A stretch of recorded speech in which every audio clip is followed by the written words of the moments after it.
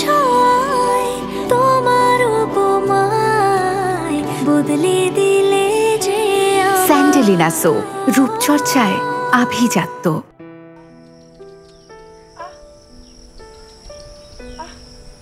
আচ্ছা, মাল আপার কোনো ভাই বোন নেই? ছিল, একটা ছোট ভাই ছিল, মেলা বছর আগে পানিতে ডুবে মরে গেছে। আর কোনো ভাই বোন নাই, সেজন্য মালার বাপ মা ওই রায়হানের সাথে মালার বিয়ে দিয়ে ঘর জমায় রাখছিল। আচ্ছা, আমাকে একখান কথা কও তো, মালা আপার সাথে তোমার কিসের এত বাদাবাদি? আমি মালার সাথে বাদাবাদি করবে যাবো কিসের জন্য? সে একটা ফাউল, গ্রামের কেউ এক দেখতে পারে না, পছন্দ করে না। আমার তো মনে হয় অন্য কথা। আচ্ছা, তুমি কি কখনো মালা আপার সাথে প্রেম করবার যে দেখা খেয়েছিলে, এই জন্য এত বাদাবাদি? কি করলে তুমি? অসম্ভব, ওই মতো একটা দাঙ্গাবাজ মেয়ে, মানে আমি তো স্বপ্নেও কোনোদিন এই ধরনের চিন্তা আমার মাথা আসে নাই। ওই দাঙ্গাবাজ মানে ও কি কব, মানে গুন্ডে টাইপের, মানে বেটা সলপার ধরে যেরকম ভাবে ও মারধর করতো, মানে ওর ভিতর তো প্রেম বলে কোনো জিনিসই ছিল না। আমার কিন্তু সন্দেহ হয়, কেউ যদি সেকা না খায় তাহলে পরে কারোর সঙ্গে কারোর এতদিন ধরে সাপেনি হলে সম্পর্ক হতে পারে। দেখিস আবার সে একই কথা করছে। আমি তোমাকে কইলাম না যে ও গুন্ডে প্রকৃতির মেয়ে, মানে আমার মানে প্রায় এমন ভাবে ঘুষি মারতো, ঘুষি মেরে গাল টাল ফুলে দিত। একবার ওই ক্লাস 3 না 4 পড়ি, ওই ওর অভিশাপে ফেল করলাম, ওই আসার সময় ঝগড়া বাঁধিছিল, মারিছিল নাক সারা পিছিয়ে ঘুষি, একদম নাক টাক দিয়ে রক্ত বেরিয়ে গেছিল। ওই হাতের মার খালি যে কি পরিমাণ ব্যথা লাগতো, বেটা সাল ফেল। আবার সে একই কথা করছাও, আসল কথাটা কি সেটাই তো জানবার চাচ্ছি। মালা আপার সাথে তোমার কিসের এত বাদাবাদি? প্রেম ভালোবাসার কেস। দেখি যাও পাগল কি কয়, তুমি যেটা ভাবতে চাও সেটা সত্যি না, মিথ্যে, ডাহা মিথ্যে। উইয়ের ভিতর কোনোদিন প্রেম ভালোবাসা ছিল না, এখনো নাই। যদি প্রেম ভালোবাসা থাকবি তাহলে উইয়ের যে স্বামী রায়হান, তাকে কোনোদিন অভিশাপ দিতে পারে যে লুলে বাতাস লাগিয়ে সে ল্যাংড়া খোড়া হয়ে যাবি? শোনো, অভিশাপ দিয়ে আমার ফেল করে নিয়েছিল এর কাম। বুঝতে পারছি, তাহলে মনে মালা আপা তোমাকে পছন্দ করতো, তাক তুমি ছাকা দিচ্ছ, তাই না? আমি মালা আপাকে জিজ্ঞেস করবো। হায় হায় রে, এসব কি ধরনের কথা করছো তুমি? এসব কথা কোনোদিন চিন্তাও করবে না। তার কাছে যাওয়া তো দূরের কথা, জিজ্ঞেস করা তো দূরের কথা। তুমি জানো যে সে কিন্তু তোমাকে ভয়ঙ্কর অভিশাপ দিয়ে দিবি। তুমি ভুল করেও কিন্তু তার সাথে কোনোদিন দেখা করবে না। তুমি দেখো না কিরকম আমার সাথে পায়ে পা বাঁধা ঝগড়া করে। কি মালা আপা তোমার সাথে কবে পায়ে পাও দিয়ে ঝগড়া করলো? আমি তো দেখি তুমি বারবার তাদের বাড়িতে যে ঝগড়া করো। এবার হিসাব মিলিছে, তুমি বারবার ঝগড়া করার উছিলায় তার বাড়িতে যে তাকে দেখবার চাও। ঠিক ধরেছি, ঠিক ধরেছি। দেখছো কি সব উল্টে পাল্টা কথা করছে, অসম্ভব। তাকে দেখার উচিলে আমি তার সাথে তার বাড়ি যায় ঝগড়া করবো, এটা কি ধরনের অপবাদ? আমি তো কইলাম ও হচ্ছে একটা মানে দাঙ্গাবাজ একটা মেয়ে, মানে গুন্ডি টাইপের, মানে আমার শিক্ষা জীবনটাও শেষ করে দিচ্ছে শুধুমাত্র অভিশাপ দিয়ে। আর তুমি আমার তুমি আমার এইরকম আমার তুমি অপবাদ দিতে পারো না। তুমি কি আমাকে অপবাদ দিলে?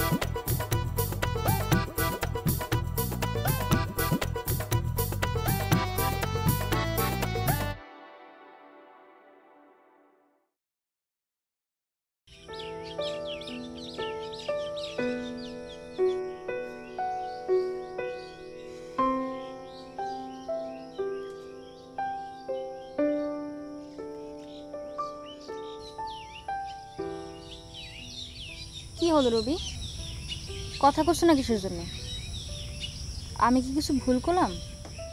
আমি কখন কইলাম যে তুমি ভুল কইছো? তুমি যা কইছো ঠিক কথা কইছো। তালি পরে এখন কও, আমাদের সম্পর্কের ভবিষ্যৎ কি? এই সম্পর্কের ভবিষ্যতের কথা চিন্তা করতে পারে গেলি আগে তোমার দাদার মুখখান আমার চোখের সামনে ভেসে ওঠে। আমার দাদার কথা তুমি বাদ দাও তো, আমার দাদাকে আমার উপর ছাড়িয়ে দাও। দাদাকে আমি দেখে নিব। তুমি তোমার পরিবারকে রাজি করতে পারবে কিনা সে কথা চিন্তা করো। সেটা তো এখন সম্ভব হচ্ছে না। এখন কেবা করে আমি আমার বিয়ের কথা কই কও তো? সম্ভব হচ্ছে না কিসের জন্য? আমার পরিবার তোমার কাছে গরিব, সেই জন্যে। কি করছে আমি এসব কথা? ভালোবাসা করতেছি আমরা দুইজন, এর ভিতর গরিব বড় লোক আসতেছি কিসের জন্য কদিন? ঘটনা তুমি তো জানোই, আমার সিরিয়ালে আমার দাদা রয়েছে, আমার দিদি রয়েছে, তাদের বাদ দিয়ে তুই আমি কেবা করে বিয়ের কথা কই আমার নিজেরটা? এটা কি সম্ভব কদিনই? তা অবশ্য ঠিকই কয়েছো, কিন্তু আমার তো কোনো বিয়ের বাকি দাদা দিদি নাই যা আমাকে বসায় রাখবে। কি করছো? করছিলি কি তোমার কি বিয়ে থাওয়া দেওয়ার জন্য খুব চিন্তা ভাবনা করতেছি? বিয়ে ঠিক হয়ে গেছে নাকি? এখন চাচ্ছে না, কিন্তু চাবে না তারও তো কোনো গ্যারান্টি নাই। যদি ভালো পাত্র পায় তাহলে দিতে কতক্ষণ? আচ্ছা করছিলাম কি কটা দিন ঠেকা রাখা যায় না? কয়দিন টাকা রাখবো? 2-4-6 মাস। এরপরে কি কব? এর মধ্যে কি তোমার দাদিদির বিয়ে হবে? কত আমারে সেই গ্যারান্টি তুমি আমাকে দিতে পারো? না সেটা অবশ্য আমি গ্যারান্টি দিতে পারতেছি না। সেই গ্যারান্টি না দিতে পারলে আমার জন্য আর অপেক্ষা করে লাভ নেই, আমি চললাম।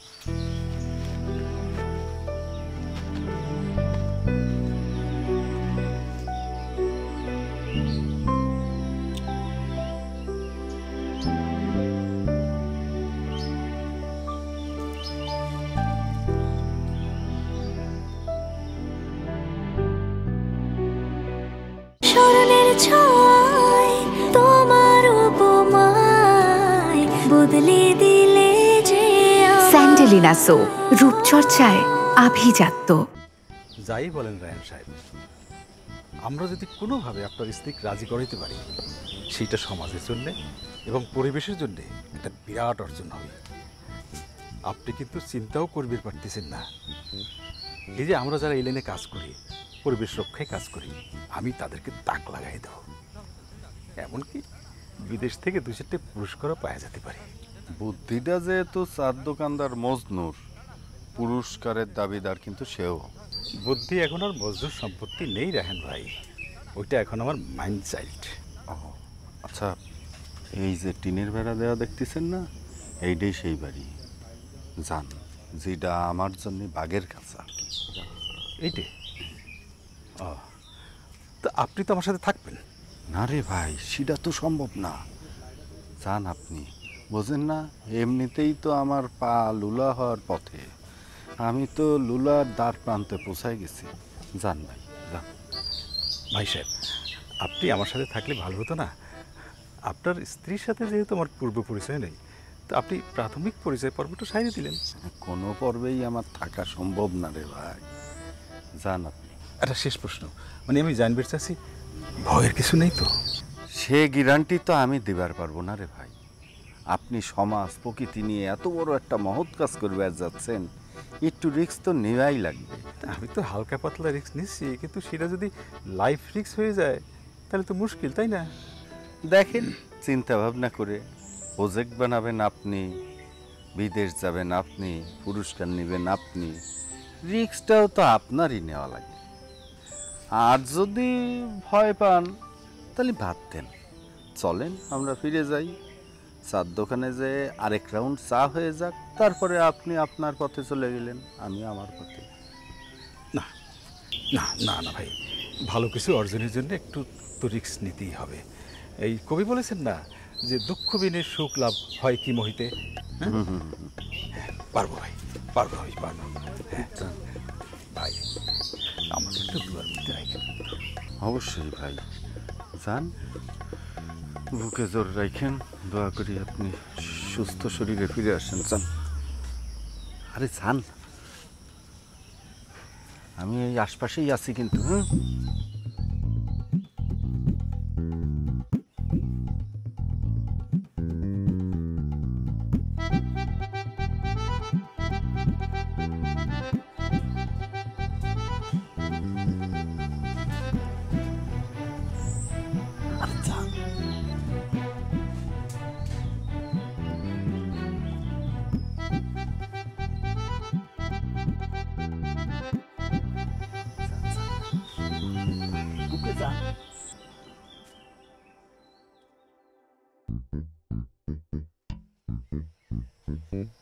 মালা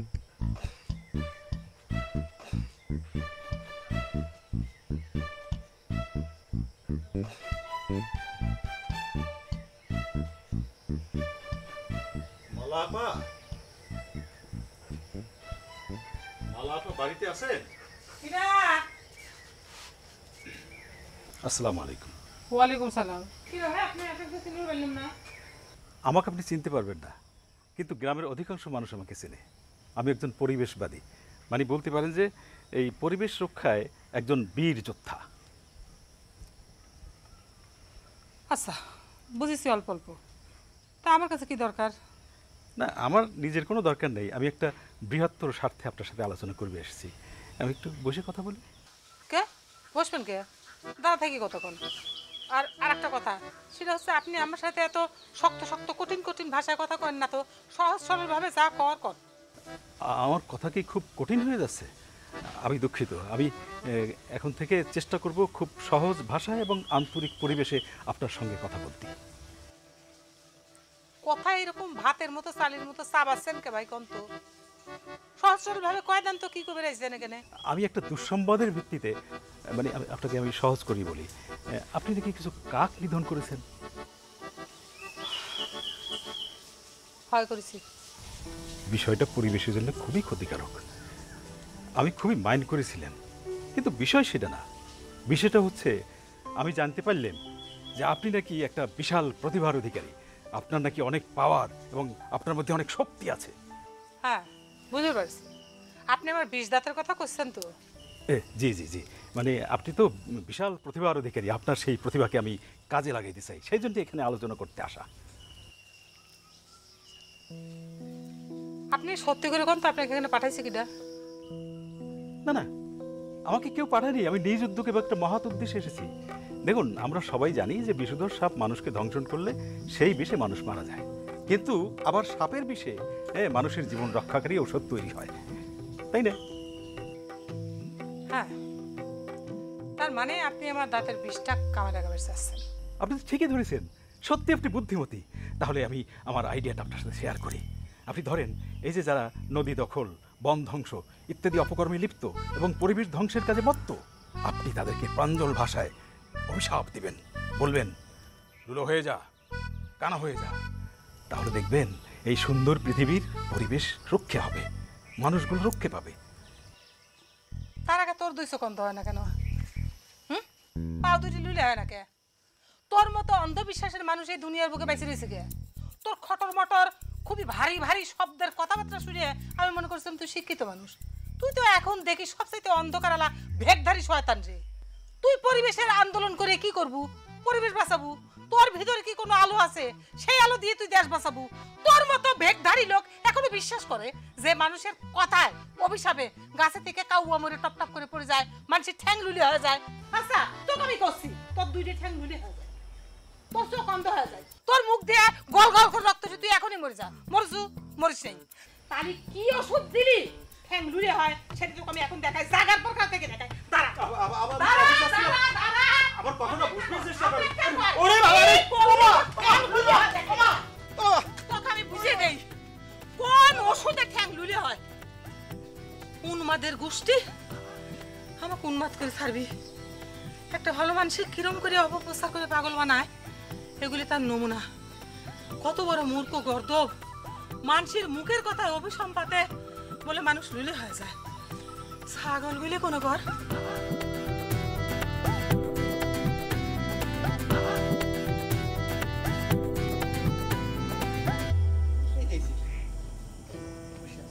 কিরে রবি, সারা দিন গেল, এত জায়গায় খুঁজলাম, তাও তোর কোনো দেখা পাইলাম না। আবার চুপ করে ঘাপটি মারি বসে আছি। বিষয়টা কি কত? মনটা ভালো নেই রে। তোর দেখে অবশ্য মনে হচ্ছে তোর মন ভালো নেই। কি হয়েছে? মালতীর সাথে ঝগড়া? ঝগড়া না রে, তার থেকেও গভীর। এইসব ডায়লগ মারানে কথা না কয়, আসল কথা ক। হয়েছে ডাকি। আর সারাটা দিন কোনে ছিল তুই? দুপুরের পরের দিন তো বাড়িতেই ছিলাম। আর দুপুরের আগে? সারা গ্রামে এত কিছু ঘটে গেল, তোর কোনো খোঁজ খবর নাই। এই রবি, মালতী কি কিছু কইছে নাকি? আরে বাবারে, তুই হয়েছে খোলাসা করে কবি তো। মালতী কিছু কইছে? আরে মালতী কি কব, মালতীর ভাই ওই বিপদ সব জানিয়ে গেছে, আমার মালতীর প্রেমের ব্যাপার সব জানিয়ে গেছে। আমি সে মালতীর শাসাচ্ছি, চিন্তা করেছু কত বড় সারা ঝামেলা করছে। সেটাই স্বাভাবিক, প্রেম করলি পারে প্রেমিকার ভাইরা যে জ্বালাবে এটা নতুন আর কি। এই জন্য কি প্রেমিক মন খারাপ করে আমি ঘাপটি মারি বসে থাকবি নাকি? হ্যাঁ, রাজু একদম ঠিক কথা কইছে। আরে প্রেমিকার ভাইরা সারা জীবন ওই ভিলেনের পার্টটাই করে। বন্ধু মনে এ বন্ধু, তুই কোনো মন খারাপ করিস নি, কোনো টেনশন লিস নে। প্রেমিকা ঠিক মানে সব ঠিক, ওই সব বিপদ শাসায় মাসায় কিছু করবে পারবে না নে। এখন ওঠ, কোনে যাচ্ছ? আরে চল একটু বাইরে যাই, হাঁটাহাঁটি করি, একটু গানা বাজনা করি, তোর মনটা ভালো হবে নে। হ্যাঁ, এই গান ধরে। হ্যাঁ, সব সখীরে পার করিতে নেব আনা আনা। থাম, না না না না না না না না ক কাকা, আরে না, তোমার বেলায় নেব সখী তোমার কানের সোনা সখী গো, ও আমি প্রেমের ঘাটের মাঝি, প্রেমের ঘাটে পারাদারে পারাদারি নাই, তোমার জন্য সবই রে রে।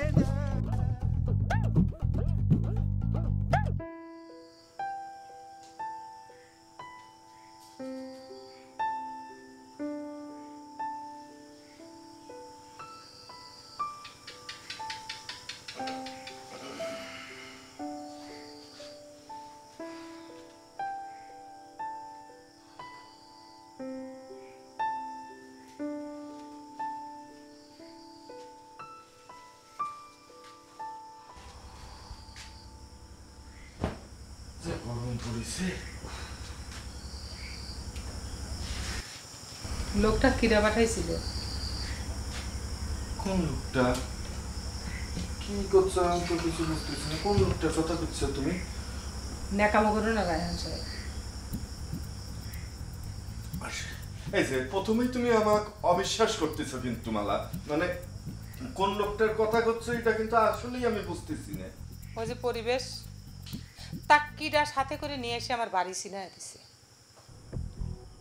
কোন পরিবেশ? কিডা পরিবেশ? কিডা কাকা? আমি তো কিছুই বুঝতে পারতেছি না মালা। বুঝতে পারতেছ না তুমি, তাই না? আমি কিন্তু ঠিকই শুনেছি, তুমি সারা দিন ভরে ওই লোকের সাথে করে মজদুর দোকানে বসে আমাকে নিয়ে নানান গবেষণা করেছ। হ্যাঁ, তুমি নাকি বাঘের খাঁচায় বাস করো। কিডা তোমারে সি সি সি সি সি সি মালা, কিডা কিডা তোমারে এই সব কথা কইছে কদিন? আমি এই ধরনের অবান্তর কথা করতে যাব কেন? আমার বিরুদ্ধে কেউ মিথ্যে অপপ্রচার করেছে তোমার কাছে। আমার মনে হয় মজনু, মজনুরে আমি দেখে নেব, ও আমার সংসারে অশান্তি করবে চাচ্ছে। মজনুর দোষ দিয়ে কোনো লাভ নাই। আমার সংসারে অশান্তি করার জন্যে মজনু দায়ী না। তোমার কি ধারণা আমি তোমার বাটপারি বুঝি না?